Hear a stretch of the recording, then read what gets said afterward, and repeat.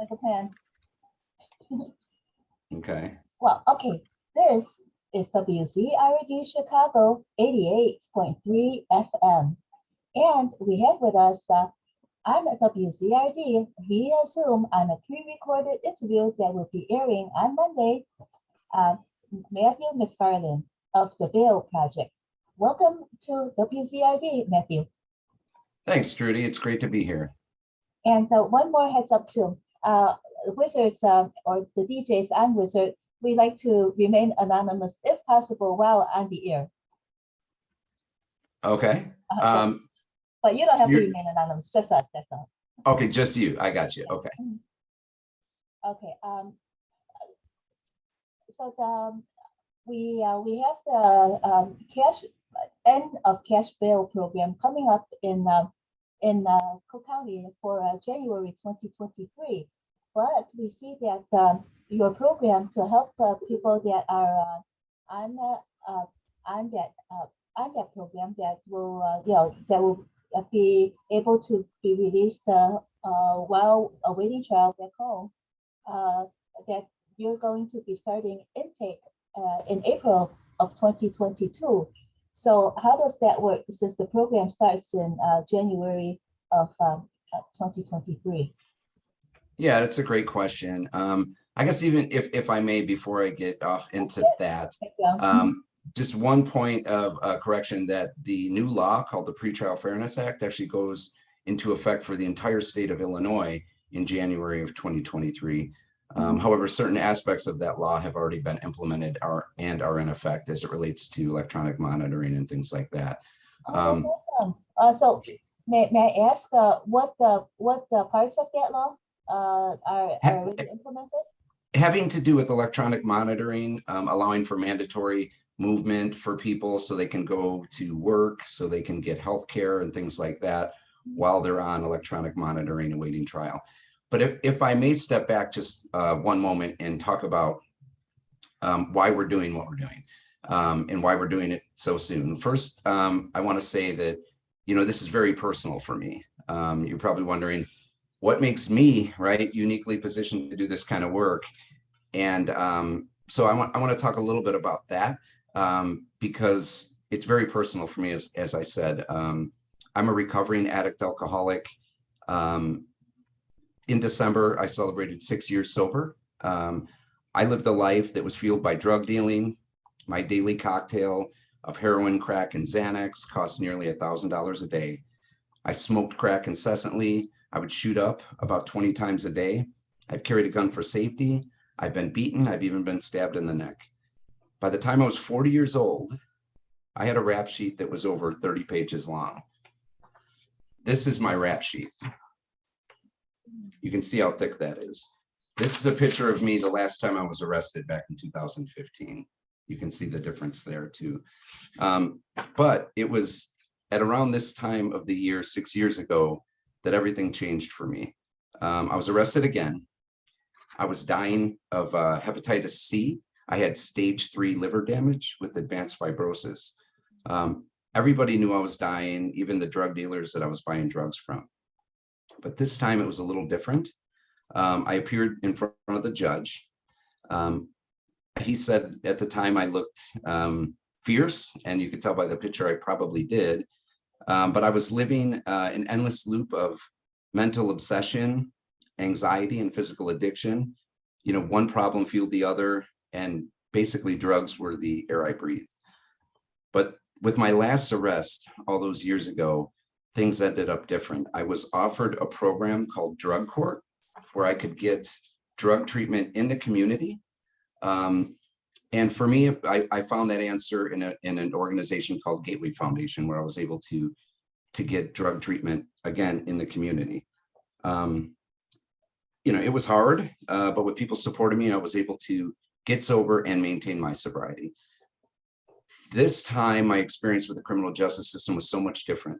The judge, the state's attorney, the public defender, even the sheriff all seemed to be supporting me and helping me, as opposed to what my typical experience was like. I was always afraid to go back to court. I thought that I would end up in jail. I thought that a warrant would pop for something I did in my addiction that I had forgotten about. But this was completely different. I was able to, like I said, get treatment in the community.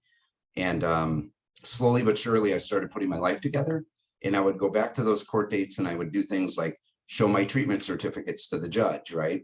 I would talk about the new job that I just got, that I was beginning to see my daughter. As my life was getting better, I was going back and forth to court, and I actually look forward to court to be able to talk about those successes that I've had. Now, at over 6 years sober, I'm a homeowner. I'm talking to you today from a house that I purchased 3 years ago. I won custody of my daughter, Haley, and life is completely different. I oversee this project of community release of support for the bail project. And I've done a lot of media stuff, Chicago Tribune, Chicago Sun-Times, TV, radio, and they basically all want to talk to me about the same thing. And that's, how does a guy, right, as far down as you were, turn his life around? What was it about your criminal justice involvement and experience that made this turn into what you see today? Where were you? In what state were you? I was in Illinois. I was living in Linwood, Illinois, which is a suburban Cook County, and going back and forth to court in Maywood. But they all wanted to ask the same thing, like, what is it? Like, how do we replicate this particular scenario, right? These types of outcomes for the people that are going, spinning in and out of the criminal justice system. And the answer for me was simple. Although, we know that not everybody would benefit or would need services such as the services that I got that helped me to get sober and maintain my sobriety and do what I do today. But there's a lot of people, right, who are spinning in and out of the criminal justice system that are doing so because of a deeper rooted problem, right? And sometimes that means mental illness. It could be substance abuse, like myself. It could be a housing issue. A lot of these folks find themselves in the criminal justice system because of their crimes of poverty. So our answer, our solution to that, and the reason we're doing it before the Pretrial Fairness Act goes into effect, is because it's going to take some time to build the infrastructure of support, not just in Cook County, right, but across the state of Illinois. And no one else is doing it, right? The law's ending in 2023, and to date, there's been no particular government embracing or building of an infrastructure of support that will support folks when the Pretrial Fairness Act goes into effect. In 2023, it's going to be very binary. It'll be black and white. You'll either get out of jail or you won't. That decision will be made by a judge who will be properly armed, with information about a defendant. However, when those people get out, like me, prior to this last experience that I had with drug court, you're looking at going back to the same street corner, right? Carrying the same problems that you had before you got arrested and before you were brought into the criminal justice process again. And you're just being sent right back out there. What are your chances of success, right? And they're quite low, right? Unless if people need those interventions are ready to be provided directly to individuals like myself. So that's the why we're doing what we're doing. I'll pause there for a second and see if you have any questions. When you got your new job and you were excited about your new job, are you able to tell us what that job was? So just to inspire others that might not believe that they could get a job. Yeah, of course. It was it was tough for me because at the time, I had a bad addiction problem. I like to refer to it as kind of a beast. The article in the Chicago Tribune that when they did my life story, this is it right behind me here. It's called Matt versus the Monster. I think monster is another appropriate way to refer to addiction. So I didn't, I had a criminal record. I had an addiction problem. I was going back and forth to drug court. And I thought, what do all these experiences, how can I use them to help other people? Who could they benefit? So I reached out to an organization called Safer Foundation. It's a large nonprofit organization located on the west side of Chicago that helps people that are coming out of. It's What's that? Great Avenue and around there against it. Yeah, they may have a place there. They have one at 808 South Kedzie. They're also located at 571 West Jackson. But they, they do have several locations throughout the city, and even one far south in the suburbs. But I had worked there before as a job developer, and I went in and I said, listen, can I get my old job back? I'd like to help, and I talked to a gentleman there, one of the associate vice presidents, and he said, he welcomed me back with open arms. Even though I had a current case going, I was going back and forth to court. But as I was going back and forth to court, and I was working at Safer, I was working there, I think I was making $16.50 an hour as an outreach specialist. It was a temporary job, but as I'd go back and forth to court, I would talk to the folks there, and they all had the same problem. What am I going to do when this is over, right? How am I going to maintain my sobriety? How am I going to find a purpose? And what am I going to do? And so working together with some of the leadership at Safer Foundation, we created a program and applied for a grant through the Department of Labor that would assist people that were coming in and out of jail, right? Particularly people on probation, with finding employment, training, and things like that, so they too could experience the same thing I was experiencing, and that was waking up every day with a purpose. And that's basically what this program and this community release with support initiative is doing, right? We're doing it for a lot of folks, though. This pilot project is a 2-year project. It's a $2.9 million grant. Our partner is Lawndale Christian Legal Center, which is a small nonprofit located on a side street on the west side of Chicago, in North Lawndale, as the name suggests. And we're going to provide these same types of interventions to people who are released on their own recognizance up to and after the new law goes into effect in 2023. We're projecting that we'll serve 6,000 people who are released on their own recognizance. And we're estimating or projecting that about 50% of those folks, so 3,000 of those people, will be people that will opt in and say, hey, I'll take these services. The services that we're going to be providing are linkage to social supports, right? Like drug treatment, mental health, housing, all of those things, mental health counseling, substance abuse counseling. We're going to provide court reminders, right, to kind of augment the current system that's already in place in Cook County. And we're also going to provide transportation to and from court. We're also estimating, because people that are in that situation, they don't have any spare change to spend even for transportation. And that's a great part of why they don't show up in court. Is that correct? well, that could be, that's sometimes the reason. Sometimes the reason is they can't find a babysitter, or they can't take off work, or they have a job interview that day, or something, personal happens. A lot of people think of failure to appear as people are just, running, right? They don't want to come to court. And some small, a very small percentage of folks, and I say very small percentage of folks, that could be the case. But the vast majority of people that we work with, there's problems that come up in the household that day, whether it's transportation, childcare. They're afraid they have a new job and they can't tell their boss, they have to take off for court. They're trying to, hide their criminal justice involvement because it would impact them financially. So working with the folks that we have in place, which we refer to as client support specialists in the community, it's hyper local. They'll be working to help folks like that kind of get over those, those challenges and make sure they get to court. Let's clarify. So you got back your old job at Safer. So that's the new job that you were talking about, that you were excited about. That's the new job that you meant, right? Well, the job I have today, so I oversee this project on behalf of the Bail Project. Yes, because earlier you were giving us your history, and then about how your recovery and your road back.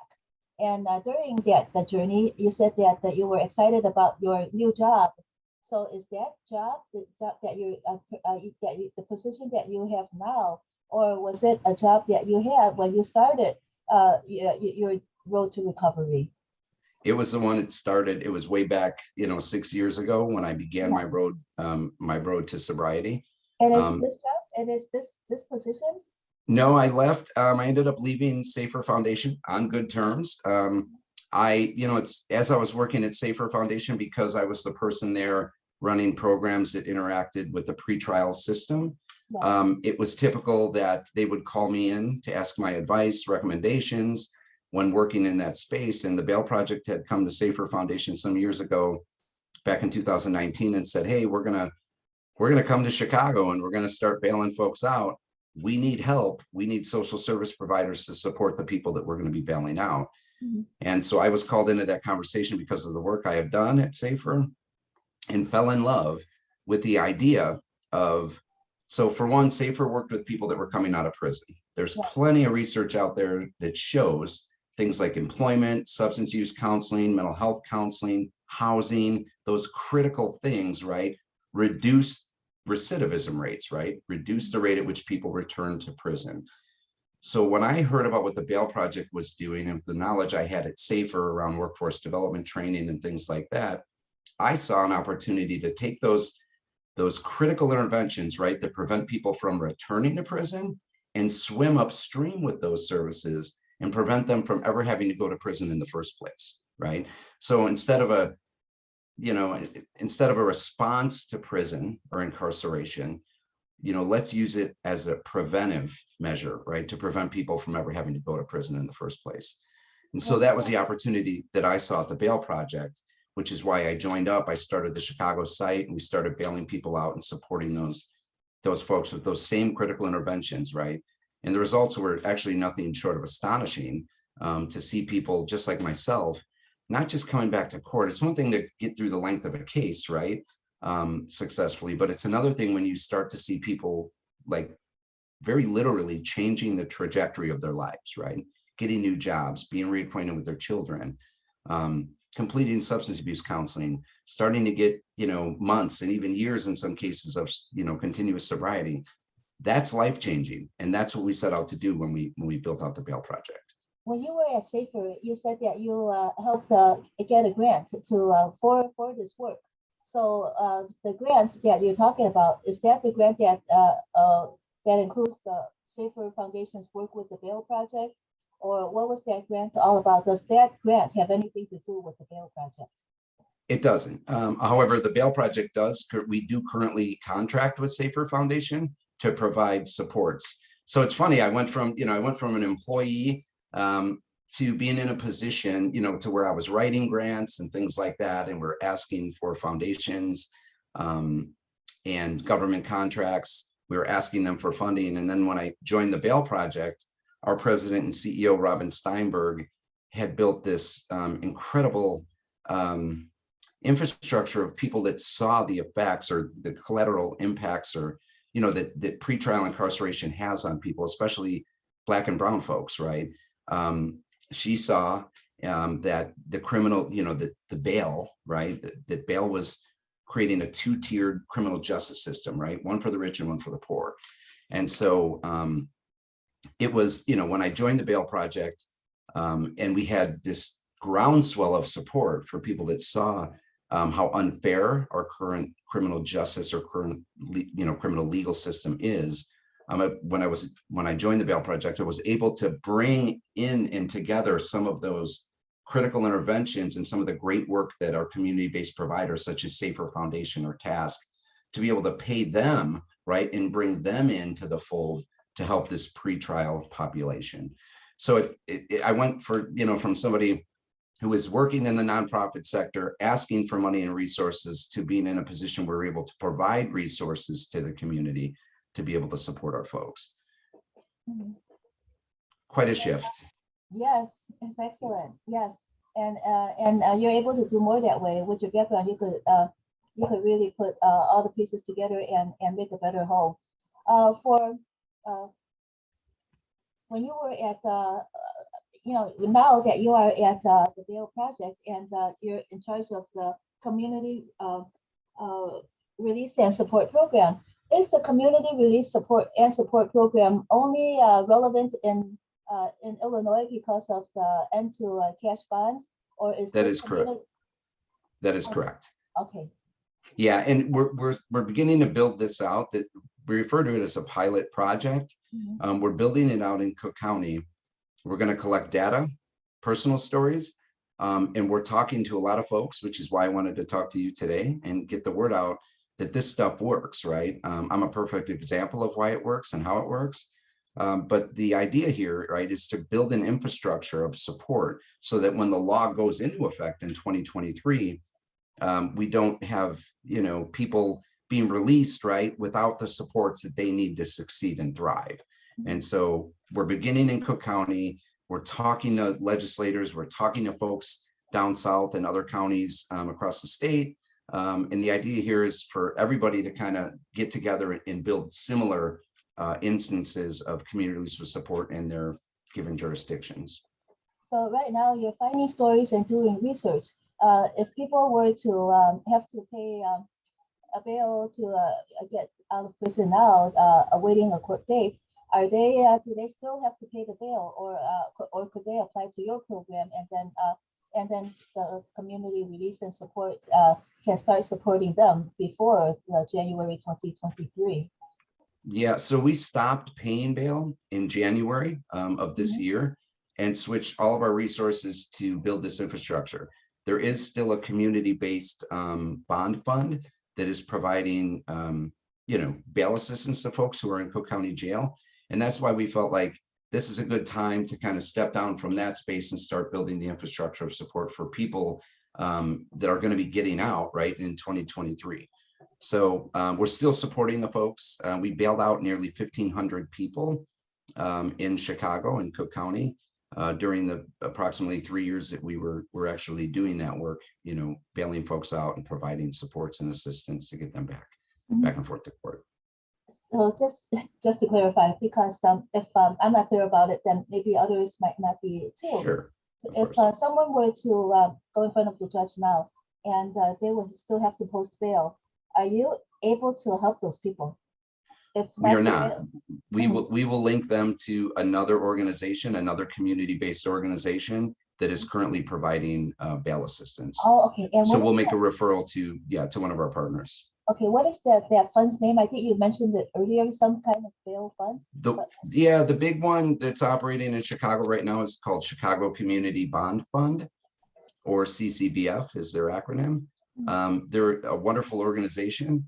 They're very grassroots, and they're helping a lot of folks out. They actually existed in Chicago for some time, before we did. But we wanted to come, because Cook County Jail is the largest single site jail in the nation, right? There was so many folks cycling in and out of there that, the bail project felt like, and CCBF also, welcomed us to come into town. There was just so many people to bail out, right? We have seen a decrease in Cook County in the number of people who are being charged and incarcerated and are going in front of a judge on any given day. So that number has dropped. The jail population has also dropped. But it's a good thing that we were here, especially during the early stages of the pandemic, to provide bail assistance so that we could keep the population low enough to where our Sheriff Tom Dart could safely socially distance folks that are inside the jail. So, but yeah, they're still doing the bailout work while we're building this infrastructure of support for when the new law goes into effect. What a lot of community members and listeners often say is that criminals are being released back onto the street. However, could you clarify for us about that? When a judge establishes bail, does the judge make a review about whether that person will be a danger to others on the street before issuing bail? They do. So in Cook County, they currently do a risk assessment. I believe there's 30 different factors that are 30 or 30 plus factors that a judge takes into consideration when making a bail determination. One of them is a risk assessment that's currently done. And so, yeah, we don't set bails, but I do want to point out that, again, bail was never intended, right, to incapacitate somebody because of a community safety risk, right? Bail was only meant and is only intended to make sure or ensure that somebody returns to court, right, to make their court dates. That is the purpose of bail. So, when a judge sets a bond, they believe that, a particular amount of money or whatever is what is needed to ensure that this person will come back to court. Our work, at the Bail Project shows that, and this is across the country, right? The vast majority of folks come back to courts even when they have no financial skin in the game. Like when we come in and pay the bails, they still come back to court, right? And it's our money that's on the line. Some of those folks need a fair amount of support. Others don't, right? Others are just simply at the wrong place, the wrong time. And then there's others that are actually innocent, right, of any wrongdoing and get caught up in the criminal justice system. And I do want to point out, and I'm sure you know this, right, that our country, right, and our criminal justice process is founded on the presumption of innocence. So any judge that's in a position where they're trying to make a bail decision on who should go and who shouldn't go has to approach that decision with the presumption of innocence, right? And so it's tough, right? It's tough to take all these factors into consideration, and any judge will tell you, as would anyone in the line of work that we do, there's no crystal ball, right? That can accurately predict human behavior. Things happen, our mental health, yours, mine, everybody's is on a continuum, right? And life happens. So even though, the vast majority of folks do quite fine, there is a very small percentage of folks that wind up getting rearrested or reincarcerated. But the challenge is, right, and always will be, that the media, right, tends to narrate around the exception rather than the rule. And that's where we can get into some dangerous conversations, right? Especially when legislators get involved, right, and start to legislate around the exception rather than the rule. And the rule is that well over 90% of the folks that are released pre-trial do just fine and they make their court dates, right? There's a very small percentage of folks that don't. And those are typically the folks that make the front page, right, of the news, and create this fear mongering, which in turn can create a knee-jerk response down in Springfield and have legislators scrambling to figure out how do we get tougher on crime, when the reality of it is the criminal justice process, right, that in fact all too often perpetuates some of the crime and violence that we see in cities like Chicago, because of the collateral impact and damage that incarcerating somebody for a period of time can have on their families, right, on their jobs, on their communities. And so there's a careful balance of how we do this. But one thing we do know is that people like myself, right, when given the proper supports, turn out very well. And I also must say one thing. There's a lot of talk about this, and a lot of folks refer to this as second chances. But for the vast majority of folks that we're working with, it's a first chance, right? They never had the opportunity to get gainful employment, right? They never had a good mentor in their lives, right? And so, that's what these interventions are about, right? They're about examples of the gainful employment, because it's so hard for people to. Let's put it this way: if a person apply for a job and he doesn't have a criminal record, he or she does not have a criminal record, but is on bail and has an impending court date, does that also affect the person in the search for a job? Well, sure, of course it does. Think about it. Let's put this in perspective. If you had court next week, right, and you were going in to apply for a position, and you got that position, how would you tell your boss that you couldn't be there next Tuesday, right? Because you had to be in court for some kind of criminal charge, right? That could very well impact, how that employer views you or how that supervisor views you. And so certainly it impacts somebody. And on the back end, right, let's say hypothetically, there is a conviction, that also impacts people.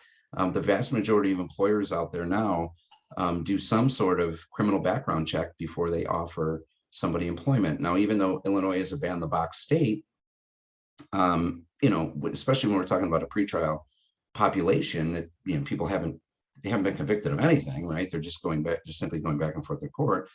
At some point in the process, you're going to have to explain to an employer, hey, I have to go to court. And so working with employers, educating employers, and working with organizations such as Safer Foundation and Task, and other partners that we have, who have relationships with employers, where employers know, that folks have this going on in their lives, they're well educated and supported, will typically give somebody like myself a shot, right?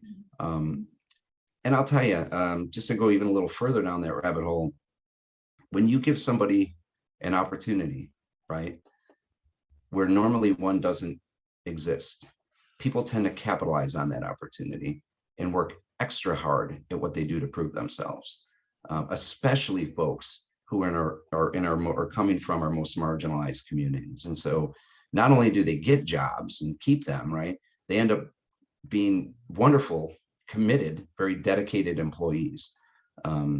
So I would I would put that out there.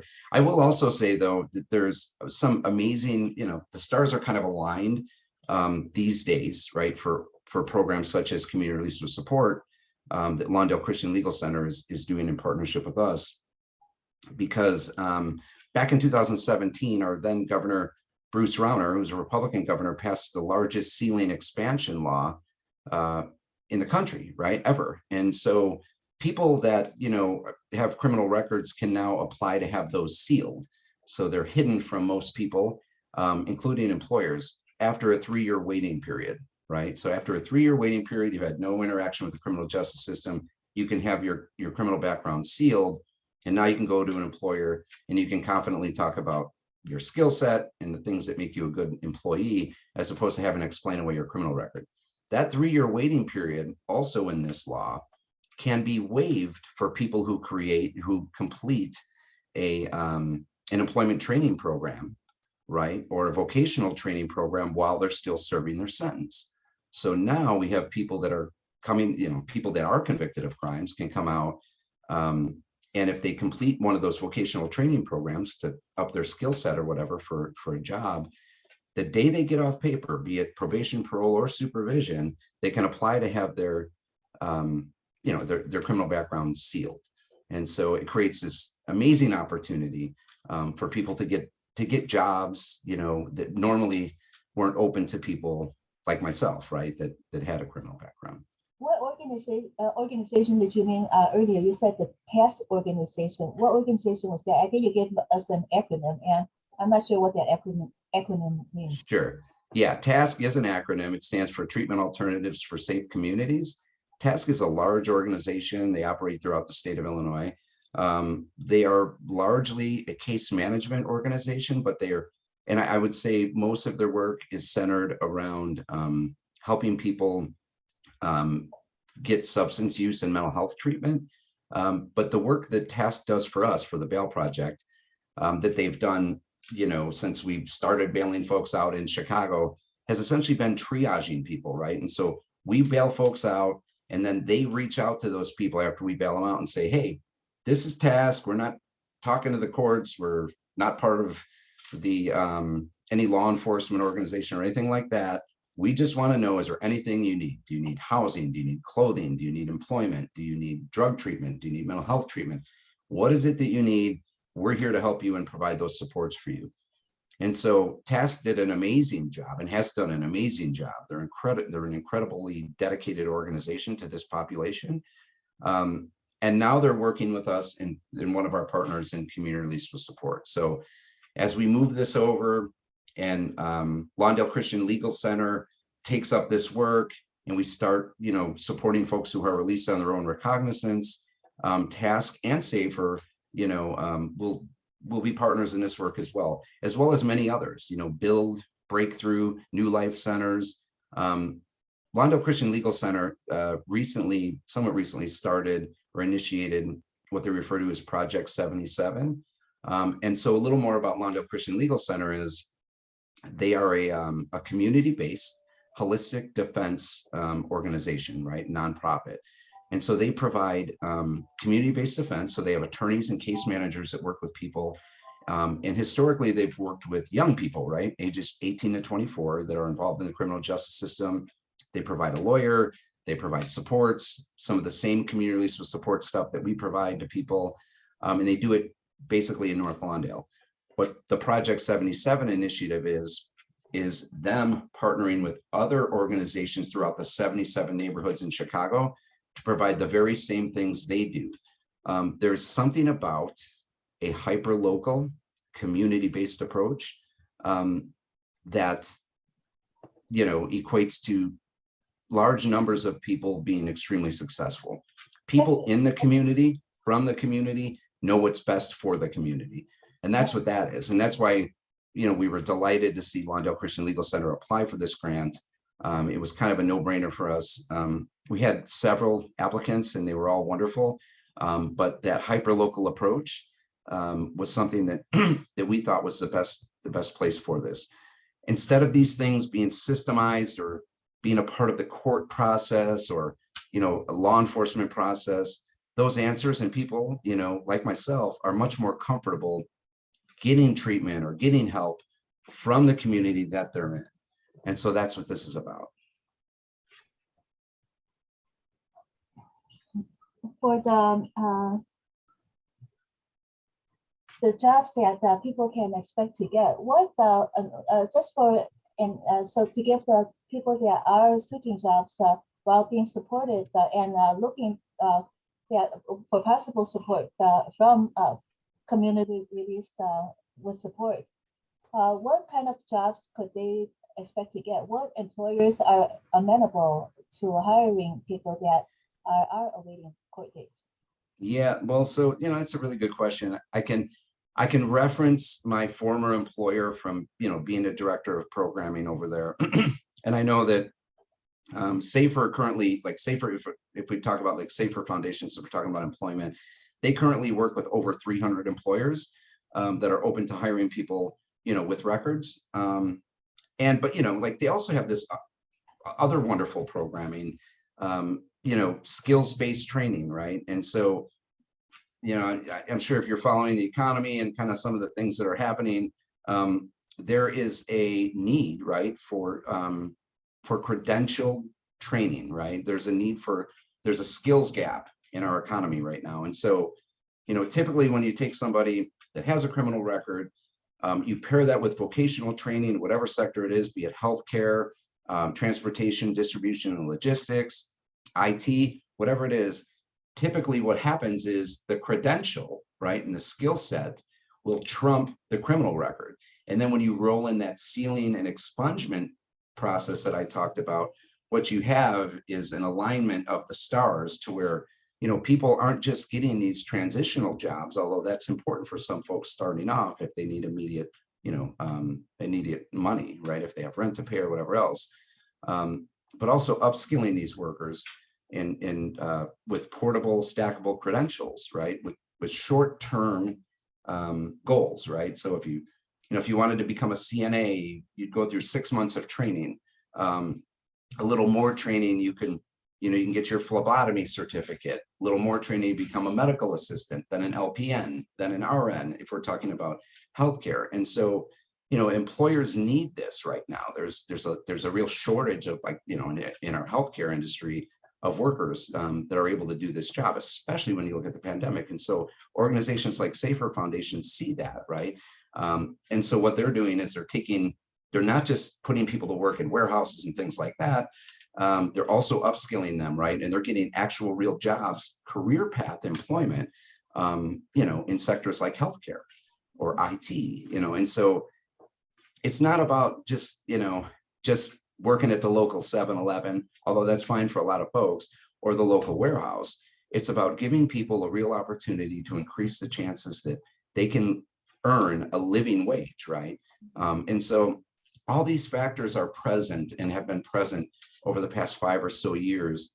And, you know, with Illinois ending cash bail, you know, and the first state in the country to end cash bail, it's about how do we take our collective capacity and all this wonderful work that people are doing across the state, right, and these community-based organizations, and help, you know, to help support people that are going through the pretrial process. So clients that you're trying to help, do they need any basic training that such paths are available to them? Because Are they are a lot of your clients, were they already did they already have a good skill but then kind of fell to the wayside and just got caught up with addiction and slid from what their careers could have taken them? Or are your clients uh, how amenable, how do they think that they could do this? How much encouragement do they need that they could launch good careers like this, and how interested are they in these kind of careers that may seem foreign to them? Well, I mean, the first thing I would point out is our clients are people just like you and me. You know, they look like us, they talk like us, they have the same problems and successes that we have. And so, you know, I would want to point out that these are people, right? These are people that live in our communities. They could be us, they could be our neighbors. Certainly they could be part of our families. And so they're no different with their needs than you or I are, right? With the exception of, you know, when you're in a pretrial process, you know, you're facing an accusation, right? And so, you know, I think they're as amenable as anyone would be when they're, you know, when they're approached with an opportunity.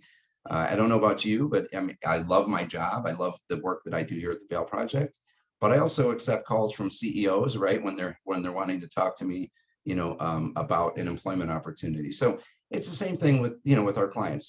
They're normal people like you and me. Some have, you know, a lot of needs. Some don't have any needs. Some are people like yourself who could leave this interview today, right? And get pulled over, had a friend in the car, they left something in your car, and you wind up standing in front of a judge, right? And here you are, and your whole life has changed now. Now you're facing an accusation and a potential conviction about something that maybe you knew about, maybe you didn't, right? But it doesn't mean that these weren't very productive members of our society before they got involved in the criminal justice system, because a lot of them are. But there are some that aren't, right? There are some that are coming from very impacted, marginalized communities that have never had these opportunities. So we see a mix of all of it. And, you know, our answer to this thing is we need to provide, I mean, we're not going to arrest our way out of the violence in the city of Chicago. You know, we're not going to be able to do that. If we were able to do that, it would have happened a long time ago, right? The United States incarcerates more people than I think any other country in the world, and we still have these problems. We're only going to get to these answers if we allow people the same opportunities that others are afforded, right, in different ways. And so it's about providing opportunities for people to have a different trajectory, right? You know, if I'm growing up in extreme poverty, right, and all I see outside my door are people selling drugs, you know, are people fighting, if I'm witnessing, you know, a murder, you know, I mean, what chance do I have walking out of that door? You know what I mean? What chance do I really have to be able to avoid that? And there are quite a few people that are able to avoid that, even in our most marginalized communities. But that doesn't happen uniformly across the board. And so for some folks, it takes, you know, a very direct intervention, right? And so that's what this is. And it's sad, right, that the criminal justice system has to be the opportunity for us to be able to intervene. But it is one, right? It is one where we can. And so since that door is open, that's what we are doing.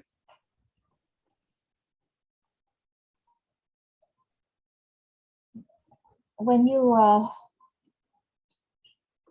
do you have a waiting list? Because it seems as if so many people have a need for your services, and so many people are being arrested and are will be awaiting bail. Do you have enough Resources? yes, resources to help everyone that you need to help? You know what, we don't, and I wish we did. And that's where we're going to need help. That's where we're going to need our folks down in Springfield, you know, our governor to provide funding to support everybody that's coming through the criminal legal system, right? Especially pretrial. Our organization, the Bail Project, is dedicated to ensuring that the Pretrial Fairness Act doesn't just happen, right, in 2023, but that it stays, right? It's funny, we have Republican lawmakers down in Springfield currently that are already trying to repeal a law that hasn't even gone into effect yet, and are already trying to blame violence in the city of Chicago and other areas on ending, on cash bail going away. The law hasn't even gone into effect yet. It doesn't even go into effect until 2023. So how can you blame cash bail going away, on the violence that you're currently seeing or have been seeing? Because trust me, cash bail is alive and well in Illinois, and people are still being, given bails. And so, our organization is dedicated to providing this pilot, right? That and offering up this program to other jurisdictions throughout the state and saying, see, look, this is the results you have when you provide these supports. And we want to hand it over. We want to hand it over to amazing community-led organizations like Lawndale Christian Legal Center. But the reality of it is no, even $3 million or $2.9 million that we're providing Lawndale Christian Legal Center to do this work isn't enough. That is only going to serve 6,000 people. We're going to touch 6,000 people. And like I said, out of that 6,000, 3,000 we're estimating that will opt into our services. And then of that 3,000, we're estimating that 20% of those folks will be really high need individuals. Then they'll be provided holistic legal defense, right? So wraparound services, they'll get a private attorney, they'll get a case manager that's working with them, and then they'll get all the other same services that everyone else gets through this program. But we're still only talking about 6,000 people. And that's a small percentage of the people that come through our criminal justice system here in Illinois. And so, but I'll tell you, when you compare what it costs to incarcerate somebody, right, with what it costs to not incarcerate somebody, and offer them, services like the ones we're talking about here today, they don't add up, right? It's much cheaper and much more cost effective to help people in the way we're helping them than it is to incarcerate them and just, in and out of jail, in and out of jail, in and out of jail. That's what causes, community safety concerns. That's what causes the negative impacts on our community. And that's what we're here to stop, right? And so what we need to do is disinvest, right, from this strong arm mass incarceration that we're seeing across the country and reinvest in communities and people, right? When we invest in people, we get different outcomes. You get outcomes like the one you see here today, me, the guy sitting in front of you that used to look like this, right? And back then I was spending $1,000 a day, right, on drugs. Where was that money going after I paid it to my drug dealer? I don't know, but I can tell you where it wasn't going, right? But I ask you another question because we don't have much time. Absolutely. 6,000 people that you're able to help, at least propose to help. How many more do you need to ask? How do you choose those 6,000 people apart from the others that also you would be able to benefit? Yeah. So anybody that wants these services, of those 6,000 right now, $3 million, $2.9 million gives us the infrastructure and the staffing and the resources to serve, to touch 6,000. But, there's a lot of courts. This is just, Central Bond Court in Cook County. There's 6 other bond courts in Cook County that, are seeing people and people are cycling through. But this is bigger than Cook County, right? This is the whole entire state of Illinois. And so that's why we need to get, I think some of this ARPA funding that's coming down. I mean, people have to realize, that if we don't invest in our people, because this is our people, these are our communities that are experiencing mass incarceration and the impact of pretrial incarceration. If we don't invest in these people, we're going to get what we always have gotten, right? So what you're saying is that when you try to help 6,000, that is all that need to be helped, like for Central Bond Court. That there aren't others. No, that's not. I mean, there's a lot more than 6,000 that are coming through Central Bond Court over 2 years. But again, this is the Bail Project's investment. We are the first people to do this, right? We don't have there's been no legislator, there's been no, we're hoping, right, that the county sees this pilot project, this program, and says, you know what, this works. We need to invest in this, right? We need to invest in community support. But no single organization is going to be able to carry the weight of all of this, right? And to be able to provide the resources that our state needs to carry this out. And so we're asking our legislators to, you know, to find some funding and provide it, you know, for programs such as this, right? It's literally going to take the government to step in and say, this is what this needs to be. However, they need to be community-based, right? These have to be voluntary in nature. They can't be mandated by a judge. They don't work if, you know, they don't work if they are. If they were, and that did work, again, we wouldn't be where we're at today. So they have to be voluntary in nature, and we have to fund community-based organizations that are currently doing this work and bring them into the pretrial space. The reason we are asking this is that, let's say a person is out on under reconnaissance, they don't have to pay bail, but they let's say they just heard about you, heard about the community release with support. Release and support, your community release and support, community release with support. But they don't know how to contact you, and nobody from community release support had contacted them. So is it possible that there are some people that are in this situation that need you, but have not had a chance to connect with you while they were in the system? Well, and how do they connect with you? That's a great question. Fortunately, one of our partners in this work, and I can't say enough about all the stakeholders and how wonderful they've been.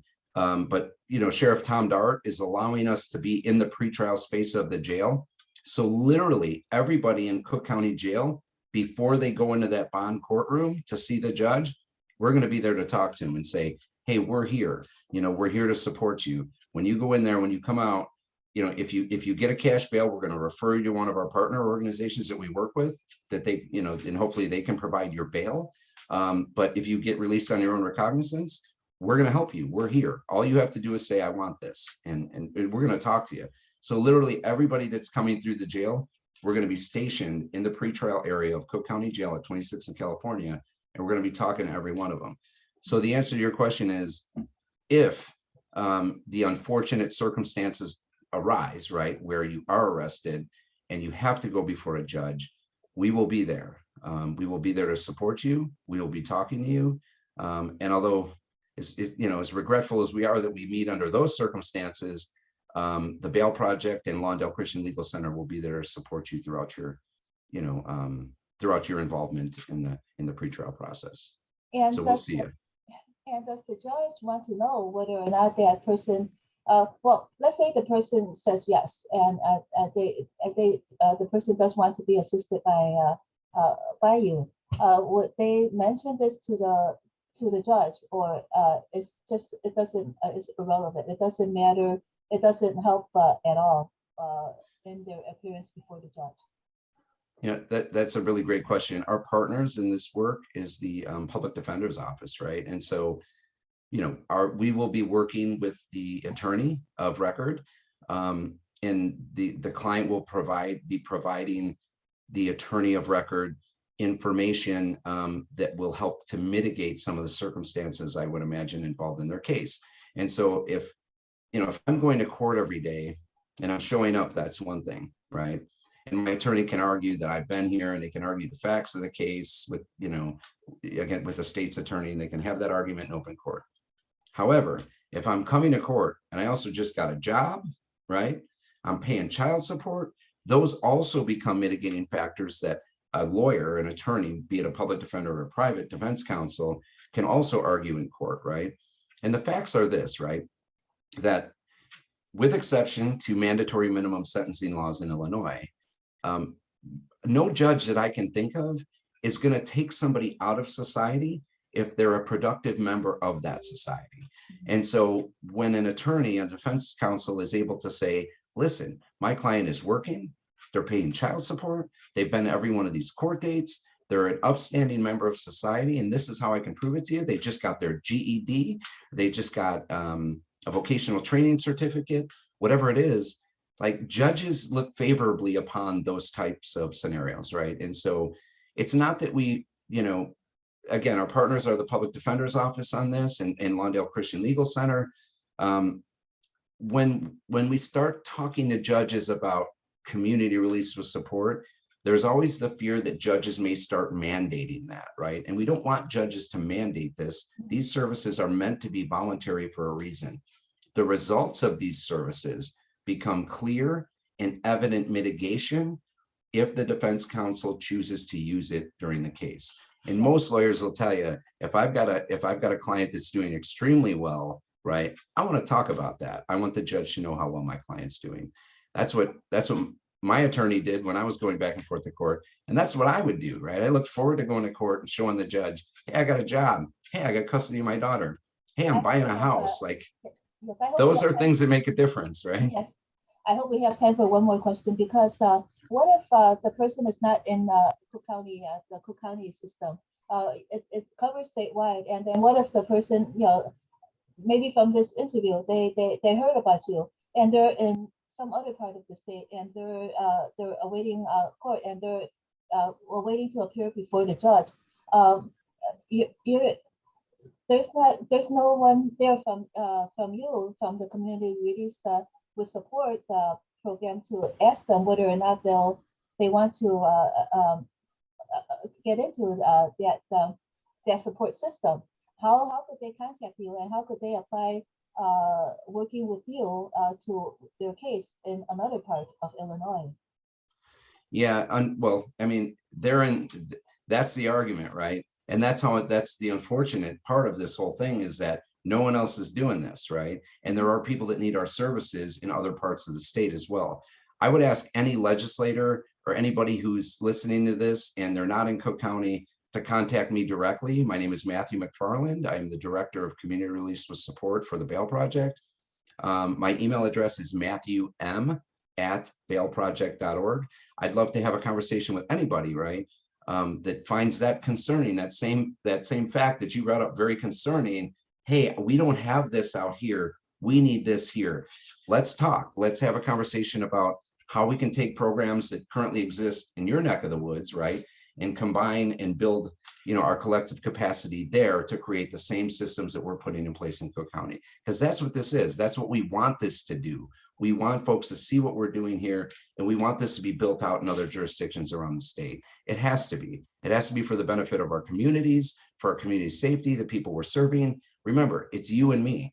It's you and me. It's our neighbors. It's our family. It's our friends. This is what we need to do. In other words, what you're saying is that the more community organizations in other parts of the state, in the entire Illinois, if they hear about what you're doing and they're willing to connect with you, to work with you, then they'll be able to help the people that are in their area that are facing this ordeal to have to appear before a judge in suddenly in some case. So what you're saying is that there is a call by you to have more organizations come forward to work with you to provide community release with support services to the people in their local area. It is, yeah. I mean, it's a conversation. I will say that I'm not saying we can directly fund it, but certainly we're not trying to keep the recipe, right, to ourselves. We know what works. And so we're happy as an organization to talk about what we know works, to tell you and share our knowledge about this type of programming with you in these different jurisdictions. We're happy to connect you to our partners, so they can talk about the wonderful work they're doing, so that you can replicate the very same thing that we're doing right here in Cook County, in your neck of the woods. And so that's the whole reason behind this pilot project. And so again, I welcome any conversations or questions that any viewer or listener has. Certainly, we're not trying to keep these cards close to our chest. We know what works, and we're happy to offer the recipe, right? And let you know what it is that we're doing here. And since the Bail Project has such extensive knowledge about how cash bail affects people, did the Bail Project have any part in in the Pretrial Fairness Act? Were they advocates? Did they do any work on implementing that act? So what I can say is we were asked and we consulted on it. One of our requests as an organization was to remove the use of risk assessments from the PFA. We are against risk assessments. Risk assessments have been shown time and time again to be racist in nature and further marginalize communities of color. So although we think the Pretrial Fairness Act is an amazing step forward, our one concern is that the use of risk assessments in different jurisdictions throughout the state could potentially result in more Black and brown folks being incarcerated pretrial. However, I will say that the PFA also offers a unique opportunity for that process to be transparent and for people to constantly be looking at whether or not it's further marginalizing people of color. So that was our only challenge with the whole PFA. It doesn't mandate the use of risk assessments, but it does allow for them. But yeah, I mean, we were consulted on it. We did talk to the folks who, who authored the bill, and we stand, in solidarity with those folks. We think it's an amazing step forward, for not just Illinois, but for the country. But it has to be paired. It has to be paired with the resources, right, to provide the supports for folks. So if ending cash bail is one thing, making sure it stays gone is something else, right? And so in order for it to be lasting, we need to provide, the types of supports that we're talking about today. And it's very interesting now that you brought up that aspect of risk assessment. Is there anywhere that we could find the components that make up that risk assessment? Because at first we thought it was only a risk assessment as to whether or not an individual would be a danger to that person himself or herself, or be a danger to the community. Now that you put in the fact that it would marginalize people of color, then we are very interested in what that risk assessment actually is. Is there anywhere that we could find what components make up that risk assessment? Sure. So the PF, well, currently in Cook County, they're using the Arnold risk assessment tool, or the Arnold PSA, which is an acronym. It stands for Public Safety Assessment. Mm-hmm. And it basically is looking at two things, right? Risk at reoffending and risk of, somebody not returning to court. And so it's a combination, it's a number 1 through 6. It's scored on those two metrics. I'm not here to bash risk assessments. I'm not even here to talk about, the Arnold PSA or its use in Cook County. One of the things that the PFA does, in fact, call for, though, is that the state has to prove that the individual that is going to be denied release from incarceration is a risk to a specific person, though, right? So it has to be an actual person as opposed to the community, right? So they have to prove that, once the PFA goes into effect. And again, I think the PFA is, it's the Pretrial Fairness Act is a great law. I support it. We want to see it go into effect. We want to see it last.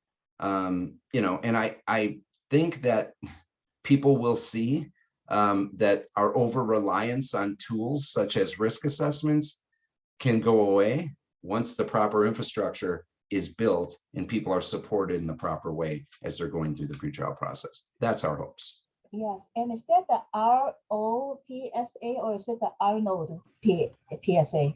It's the Arnold, ARNOLD. Yes, the Arnold Public Safety Assessment. Thank you. Well, sure.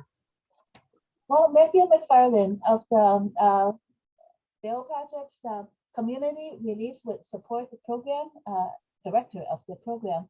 Thank you so much for joining us on WZRD Chicago 88.3 FM today.